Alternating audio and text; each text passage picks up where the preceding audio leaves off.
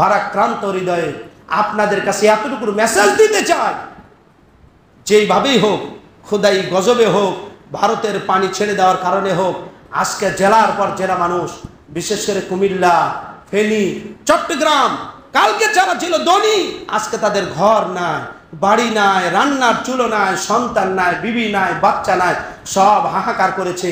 আমার ভাই বোনের ইজ্জত নিয়ে, আমার দেশের সম্পদ নিয়ে যারা হোলি খেলেছে, আল্লাহ যেন এদের দুশ্চরিত্র জাতির সামনে উন্মোচন করে দেয়। জোরে বলেন আল্লাহুম্মা আমিন।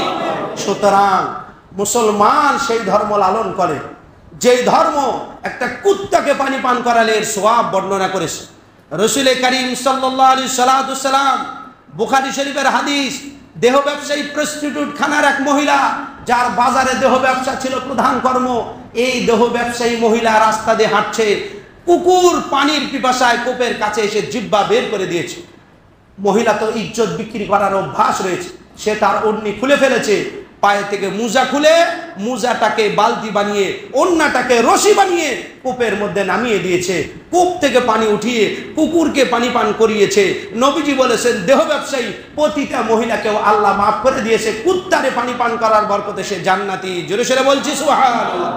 কুকুরকে পানি পান করালে যদি বিশ্ব নবীজি তাকে জান্নাতি ঘোষণা দেয়, আজকে পানিবন্দী মানুষের জন্য আপনার আমার 2, 4, 500, 1000 টাকা যদি দেওয়া হয়, কোনো সমস্যা হবে কি?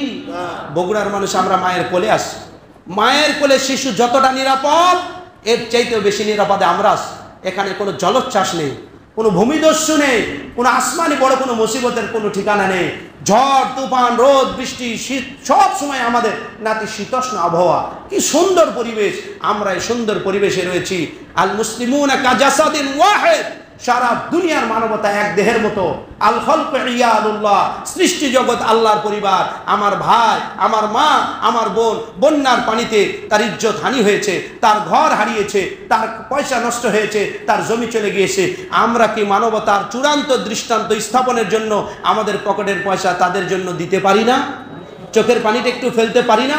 সুতরাং নামাজ শেষে যাওয়ার সময় আমাদের পক্ষ থেকে বক্স আপনাদের জন্য উন্মুক্ত করা হবে।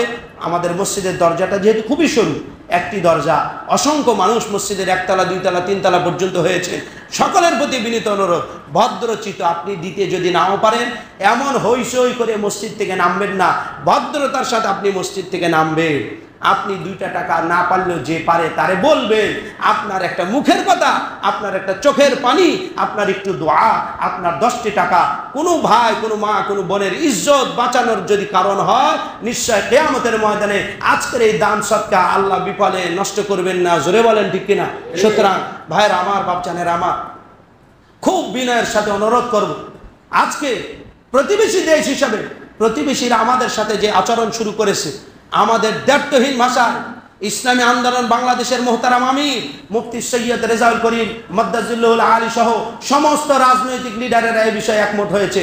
ভারত আমাদের 580টি নদী শুকিয়ে যেভাবে ধ্বংস করেছে, দেশটাকে মরুভূমি করেছে, ফারাক্কা সহ যত মরণ বাঁধ দিয়েছে, প্রত্যেকটা বাঁধের মোকাবেলায় আমরা নিজে পয়সা দিয়ে, শ্রম দিয়ে, মেধা দিয়ে, সময় দিয়ে, অর্থ দিয়ে 3 বেলার জায়গা 2 বেলা যদি খেতে হয়, তবুও ভারতের মোকাবেলায় আমরাও নতুন করে বাঁধ নির্মাণ করবই করব ইনশাআল্লাহ। বিজাতির সাথে আর হবে না, বিজাতির প্রেতাত্মার সাথে এতদিন হয়নি, ভারতের পুতুল সরকার আওয়ামী লীগের সাথে এতদিন হয়নি। সুতরাং ভারতের সাথে আমাদের পীড়িত করে আর দেশ চলবে বলে মনে হয় না। এই বিজাতিদের থেকে আলাদা হওয়ার সময় এসেছে, আর কোনো নতুন বক্তব্য নয়।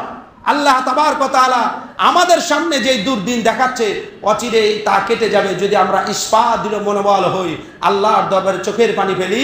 জুমার নামাজ শেষে বানভাসী মানুষদের জন্য টাকাও পয়সাও দিব, দানও করব, দোয়াও করব। রাজি আছি তো ইনশাআল্লাহ?